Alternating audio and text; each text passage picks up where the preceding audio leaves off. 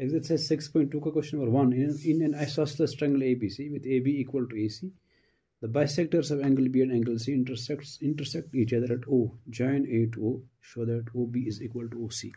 आपको जो प्रूव करना है इसमें गिवन ये सब है कि ABC एक isosceles triangle है, उसमें AB AC इक्वल है, AB और AC इक्वल है. OA bisects angle B. OA नहीं, OA नहीं, OB गलत हुआ है. OB bisects एंगल B, यानी जो OB जो है ये बाइसेक्टर है एंगल B का, इसने टू इक्वल पार्ट्स में उसको डिवाइड किया है. एंड OC यहां भी गलत हुआ है, हमने गलत लिखा है. OC bisects angle C. इस एंगल C को बाइसेक्ट किया है OC ने, यानी टू इक्वल पार्ट्स में डिवाइड किया है. जितना ये है उतना भी है, ये दो बराबर है. ठीक है ना, हाफ हाफ हुआ, ये हाफ है. इस तरह यहाँ भी ये हाफ है इस पूरे एंगल का, ये हाफ है इस पूरे एंगल B का जो B पे बन रहा था. फिर AO इज जॉइंट, AO को ज्वाइन किया है.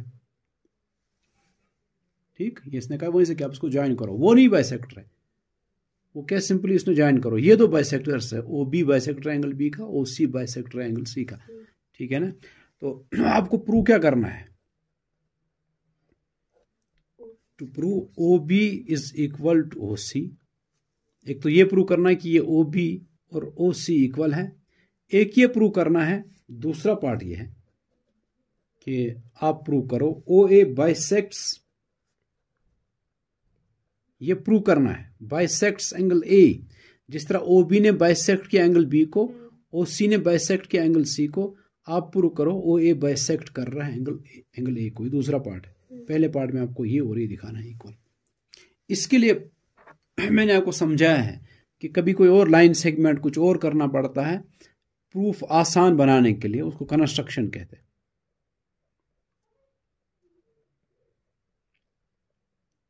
इसमें क्या हमें कंस्ट्रक्शन करना है? कोई और लाइन सेगमेंट हम O से एक परपेंडिकुलर ड्रा करेंगे BC पर, इसका नाम रख दो M. परपेंडिकुलर का मतलब यहाँ 90 बन रहा है, यहाँ से भी इसका नाम M रखेंगे. तो OM हमने ड्रा किया जो परपेंडिकुलर है. ठीक, 90 बना रहा है BC के साथ. ठीक, अब देखो इसके ड्रा करने से दो ट्रायंगल्स बने. ये O है, ये O मैं यहाँ लिखता हूँ, ये O जो है, दो ट्रायंगल्स बनी. एक बनी OBM, एक बनी OMC. दोनों राइट ट्रायंगल्स है, इसलिए कि उसका एक एंगल 90 है ना, जिसमें एक एंगल 90 वो राइट ट्रायंगल है. आपको ये दो ट्रायंगल्स दिखानी है कॉन्ग्रुएंट. ठीक है, देखो आप इस ट्रायंगल और इस ट्रायंगल में देखो, ये एंगल कितना है, ये एंगल भी कितना है, इस ट्रायंगल का ये एंगल भी कितना है, हो गए ये दो एंगल्स इक्वल है. इस तरह देखो ये पूरा जो एंगल है, एंगल B और एंगल C इक्वल है. बताओ मुझे ये क्यों इक्वल है? ये पूरा जो B पे एंगल बन रहा है ना, ABC, इस OB को भी आप भूल जाओ, पूरा ये B एंगल और पूरा C एंगल इक्वल है. ये इसलिए इक्वल है कि हमने कल ही पढ़ा था में कि जब एक आइसोसेलेस ट्रायंगल में जो दो साइड्स इक्वल होते हैं, यहाँ AB और AC इक्वल है, उनके जो अपोजिट एंगल्स होते हैं, देखो AC का अपोजिट एंगल है एंगल B पूरा, AB का अपोजिट है पूरा एंगल C, वो दो भी इक्वल होते हैं. जब वो दो इक्वल है तो उनके हाफ हाफ भी इक्वल होंगे ना. देखो एंगल B और एंगल C इक्वल है.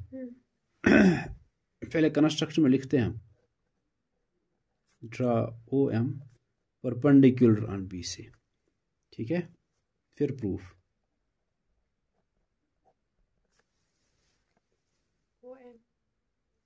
OM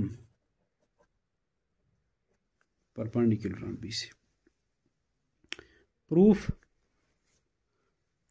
पहले मैं यही लिखता हूं. देखो आप लिखेंगे angle B is equal to angle C. Congruent दिखाने से पहले हम ये प्रूव करेंगे कैसे कॉन्ग्रुएंट है. ये एंगल B और एंगल C इक्वल है. क्यों इक्वल है?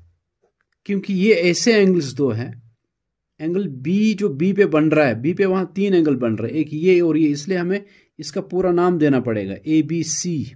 यानी सारा जो ABC जो बड़ा वाला एंगल है इज इक्वल टू C पर जो एंगल बन रहा है ACB, ये पूरा एंगल ACB ये इक्वल है.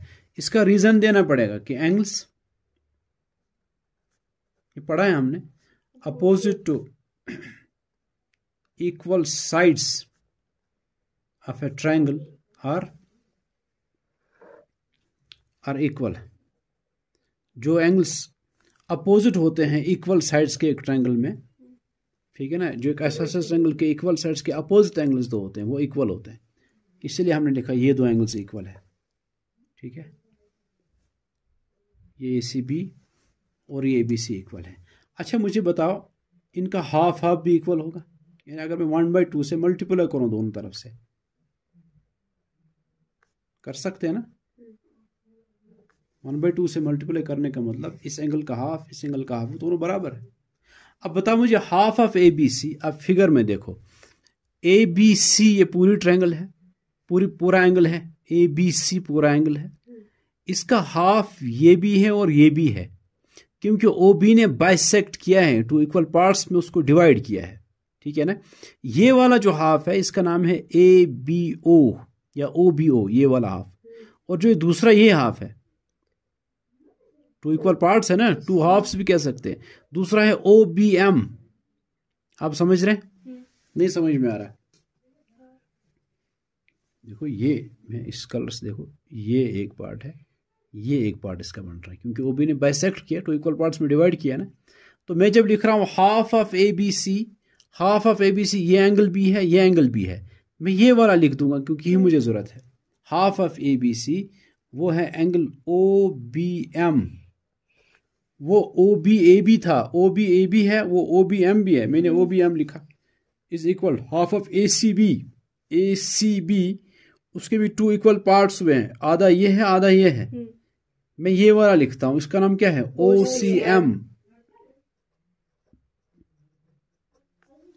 ठीक है, इसको आप लिख के रखो।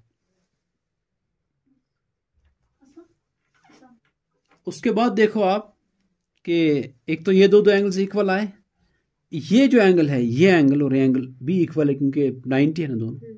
ठीक है ना, और क्या हुआ, OM साइड इसका भी है, OM साइड देखो कॉमन है, इस ट्रायंगल का भी इस ट्रायंगल का भी है, तो AAS से ये कॉन्ग्रुएंट है।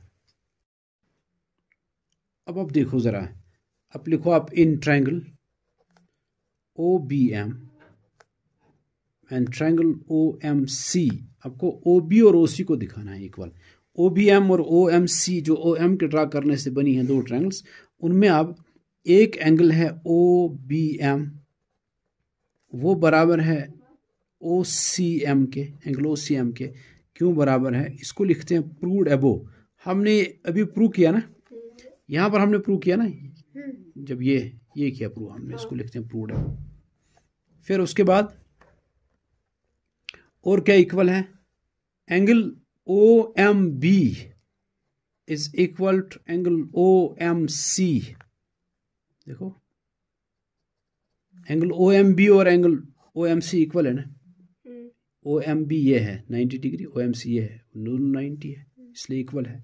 लिखते हुए उसको रीजन है कि ईश 90, और OM is equal to OM, common है। बस दो एंगल्स एक साइड इक्वल है, दो एंगल्स एक साइड इक्वल है, लेकिन वो साइड एक्सटर्नल साइड है, उन एंगल्स के बीच का साइड नहीं है, इसलिए इसको एंगल साइड से कहेंगे। कि हम कहेंगे दो ट्रायंगल्स जो है, triangle OBM is congruent to triangle OMC by AAS, angle side rule से ये कॉन्ग्रुएंट है दो ट्रायंगल्स। हो गए पहला पार्ट इसका। अब उसके बाद दूसरा पार्ट है।